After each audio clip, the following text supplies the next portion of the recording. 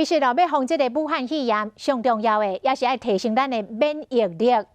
充足的困眠就是提升免疫力的重要关键。中医师的建议，困前用合欢皮、用杏草等等的药材煮好滚了后，摕来浸脚，安尼对于困眠真有帮助。薄荷雪莉草巧克力无共款疗效的粉，纳入去水内面，吸水真水，更加好。韩国人气女团TWICE成员真欢喜，浸脚会使消除疲劳，人较袂遐紧张。服药时期，若想要提高免疫力，用中药来浸脚嘛有效果。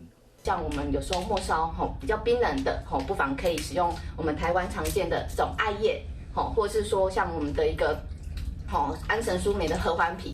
合欢皮、杏草、桂枝这几种中药材煮滚了，蓝淡薄玫瑰花瓣，要困之前浸超15分钟，会加较好困。达到我们的一个辨证论治，我们的调整我们的脏腑气血营养的平衡。嘉义中间的中医师表示讲，最近因为疫情影响来求诊，希望讲改善免疫力的人加真济。困有饱甲规律的运动，就是提升免疫力的关键。若是乡亲困较袂落眠，不妨试一下用中药材浸脚来改善。